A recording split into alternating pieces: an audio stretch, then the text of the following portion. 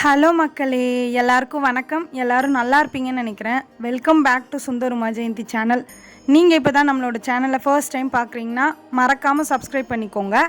Already subscribe பண்ண எல்லா சொந்தங்களுக்கும் ரொம்ப ரொம்ப ரொம்ப தேங்க்ஸ். சரி வாங்க வீடியோக்குள்ளே போகலாம். ஃப்ரெண்ட்ஸ், இன்றைக்கி என்ன வீடியோன்னு பார்த்தீங்கன்னா, அதுக்கு முன்னாடி என்னோடய வாய்ஸ் கொஞ்சம் கேவலமாக இருக்கும். ஏன்னா எனக்கு தொண்டை கட்டிகிட்ருக்கு. சளி பிடிச்சதுனால தொண்டை கட்டிக்கிச்சா, கொஞ்சம் அட்ஜஸ்ட் பண்ணிக்கோங்க. என்னால் முடிஞ்ச வரைக்கும் நான் நல்ல வயசாக கொடுக்குறேன். கேட்குறதுக்கு கொஞ்சம் கேவலமாக தான் இருக்கும், இருந்தாலும் அட்ஜஸ்ட் பண்ணிக்கோங்க. இன்றைக்கி என்ன வீடியோனா, சித்ரா பௌர்ணமி நான் என்ன பண்ணேன் அப்படின்றது தான். சித்ரா பௌர்ணமிக்கு நான் ஒரு பிளான் பண்ணேன். எங்கே போவோம் நம்ம எல்லாருமே? திருவண்ணாமலை. இத்தனைக்கும் அது எங்களோட டிஸ்ட்ரிக். அதுக்கு நான் முன்னாடி மந்த்தே பிளான் பண்ணி வச்சுருந்தேன். ஆனால் அது என்ன எப்படி ஆச்சுன்னா, முன்னாடி நாள் பிளான் பண்ணோம் ஞாயிற்றுக்கிழமை போகலாம், திங்கக்கிழமை பௌர்ணமி, ஞாயிற்றுக்கிழமை போகலான்னு சொல்லிட்டு. ஞாயிற்றுக்கிழமை போயிட்டு வந்தால் திங்கக்கிழமை கொஞ்சம் கஷ்டமாக இருக்கும். ஏன்னா செவ்வாய்க்கிழமை எங்கள் ஊரில் திருவிழா நடக்குதுன்னு சொன்னல. செவ்வாய்க்கிழமை எங்கள் ஊரில் திருவிழா. அப்படி பிளான் பண்ணோம். கடைசியில் அது போகவே இல்லை.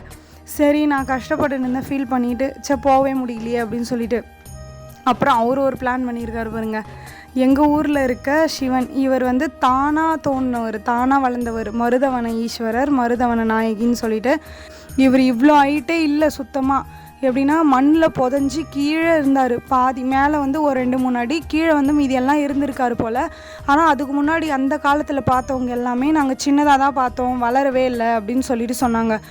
இப்போ பைபாஸ் வந்துடுச்சு. இந்த இடத்துல பைபாஸ் வந்துட்டதுனால இப்போ இதை தோண்டி வேறு இடத்த பிரதிஷ்டை பண்ணி ஆவுடை வச்சு, ஆப்போசிட்டில் நந்தி வச்சு, பக்கத்தில் அம்மன் பின்னாடி, இவர் பின்னாடி அம்மன் வச்சு எல்லாமே வழிபடுறாங்க.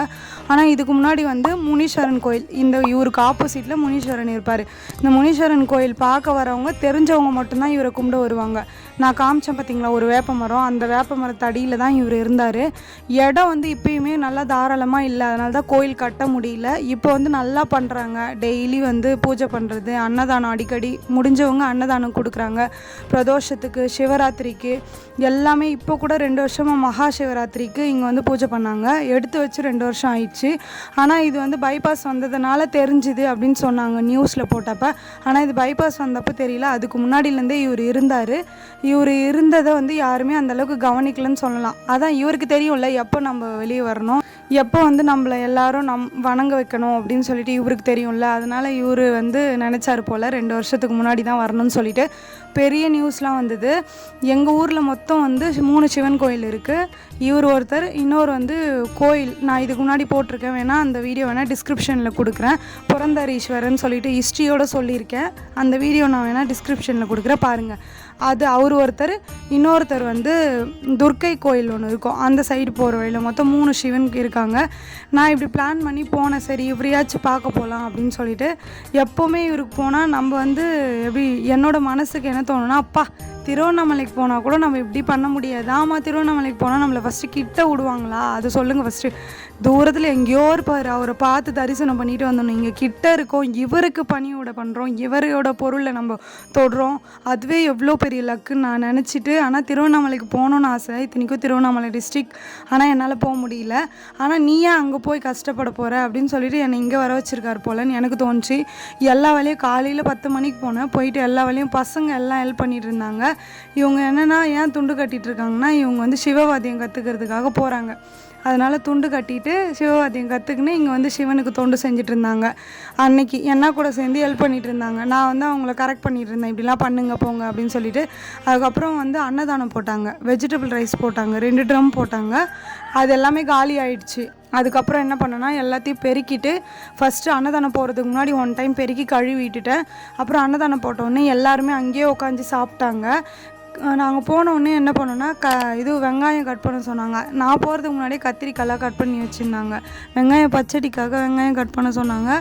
குட்டி பசங்க எல்லாம் ஏனோ தானோ நம்ம வீட்டில் வேலை செய்வோம் அந்த மாதிரி எடுத்து போட்டு செஞ்சுட்டு இருந்தாங்க. குட்டி குட்டி பசங்களாம் அவங்களுக்கு தெரிஞ்ச வரைக்கும் ஏனோ தானோன்னு கட் பண்ணாங்க. ஆனால் ஒருத்தருக்கு கூட எதுவும் இத்தனைக்கும் கத்தி பிடிக்காதவங்களாம் கட் பண்ணாங்க, சமையல்கார் யூஸ் பண்ணுற கத்தி வச்சு. ஆனால் ஒருத்தருக்கு கூட எதுவுமே பேடாக எதுவும் நடக்கலை. கத்தி வச்சு கையில் கட் பண்ணிக்காமல் கிழிச்சிக்காமல் அந்த மாதிரி எல்லாருமே தெரிஞ்ச வரைக்கும் ஒழுங்காக கட் பண்ணி ஒழுங்காக வேலை செஞ்சுட்டு இருந்தாங்க. எனக்கு ரொம்ப பிடிச்சது இதுதான். நான் அவர் அதனால தான் திருவண்ணாமலைக்கு வர வைக்கல போல் அப்படின்னு சொல்லிட்டு, அங்கே போயிருந்தால் கூட என்னோடய இஷ்டப்படி இப்படிலாம் பண்ணியிருக்க முடியாது. இஷ்டப்படியாக முதல்ல அவரை போய் ஒரு படி மெரிக்க முடியுமா பாருங்கள். அந்தளவுக்கு சித்ரா பௌர்ணமிக்கு கூட்டம் இருந்திருக்கோம். நான் போய் அவரை மலையை சுற்றிட்டு வந்து உள்ளே போனனாலே முடிஞ்சிருக்காது.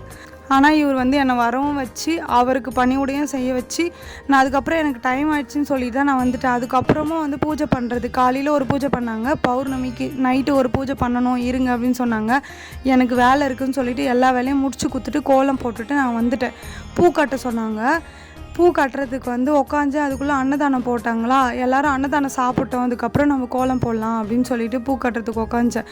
நான் போனதே அங்கே வந்து கோலம் போடலாம், வேலை செய்யலாம் தான். ஆனால் எல்லா வேலையும் எப்படின்னா, ஒரு கோயிலுக்கு போனால் இதை பண்ணாத அதை பண்ணாத, நீ தொடாதம்மா, இவங்க பண்ணிட்டோம் அவங்க பண்ணிட்டோம் அப்படின்னு சொல்லிட்டு நிறைய பேர் நானே பார்த்துருக்கேன். எங்கள் ஊரில் எனக்கு அப்படி நடந்ததில்லை. ஆனால் இருந்தாலும் அந்த மாதிரி வெளியூர் கோயிலெலாம் போகும்போது ஐயோ நம்மளும் செய்யலாமா அப்படின்னு சொல்லிட்டு ஆசையாக இருக்கும். எப்படின்னா எங்களோட கோயில் அது வந்து எங்கள் கோயில் அப்படின்ற மாதிரி எனக்கு உரிமையாக இருக்கும். நான் என்ன பண்ணாலும் எனக்கு வந்து அது பிடிச்ச மாதிரி அக்செப்ட் பண்ணிப்பாங்கன்னு சொல்லலாம். ஏன் இதை பண்ணுற அதை பண்ணுற, இப்படி பண்ணாத அப்படி பண்ணாத அப்படின்னு சொல்லிட்டு என்னை கேட்க மாட்டாங்க யாருமே. டெய்லி போயிட்டு இருந்த கோலம் போடுறதுக்கு அதுக்கப்புறம் போகிறதில்ல. ஏன்னா எப்போ கோயில் பூஜை பண்ணுறாங்க அப்படின்னு சொல்லிட்டு தெரிய மாட்டேங்குது. அதனால இந்த டைம் ஸ்பெஷலான டைமுக்கு மட்டும் போயிட்டு இப்போ கோலம் போட்டு சாமி கும்பிட்டு வந்துடுறது. பிரதோஷம் அந்த மாதிரி பிரதோஷத்துக்கெலாம் கூட இப்போ லேட்டாகி தான் போகிறேன், சீக்கிரமாக போக முடியல. இவர் வந்து மண் உள்ளே இருந்து இப்போ இவ்வளோ பெருசாகி ஃபஸ்ட்டு வந்து முதல்ல இவர் லிங்கத்தை தூக்கி வச்சாங்க, அப்புறம் ஆவுடை பண்ணாங்க, அப்புறம் நந்தி எதிரில் வந்தாங்க, அப்புறம் அம்மனை வச்சு கும்பிட ஆரம்பித்தாங்க. அந்த மாதிரி ஒன்று ஒன்றா இவருக்கு பண்ணிக்கினார். இப்போ வந்து விநாயகர், முருகர் இதெல்லாம் வைக்க போகிறாங்க அப்படின்னு சொல்லிட்டு இருந்தாங்க. அம்மன் வந்து இதுதான், அம்மனும் வந்து சிலையாக பிரதிஷ்டை பண்ண போகிறாங்க அப்படின்னு சொல்லியிருந்தாங்க. ஆனால் அதெல்லாம் பிரதிஷ்டை பண்ணால் நான் உங்களுக்கு அடுத்தடுத்து வீடியோ எடுத்து காட்டுறேன். நான் அம்மனுக்கும் அப்பாவுக்கும் கோலம் போட்டுட்டு நான் வீட்டுக்கு கிளம்பிட்டேன். ஒரு 3 மணி இருக்கும், அப்போ கிளம்பிட்டேன். எனக்கு சித்ரா பௌர்ணமி இப்படி தான் போச்சு. உங்களுக்கு எப்படி போச்சுன்னு மறக்காமல் கமெண்ட் பண்ணுங்கள். இந்த வீடியோ பிடிச்சிருந்தா சுந்தருமா ஜெயந்தி சேனலை மறக்காமல் சப்ஸ்கிரைப் பண்ணிக்கோங்க. இந்த வீடியோவுக்கு லைக் பண்ணுங்கள். ஓகே ஃப்ரெண்ட்ஸ், இதோட இந்த வீடியோ முடிச்சுக்கிறேன். நெக்ஸ்ட் வீடியோவில் பார்க்கலாம். பாய்.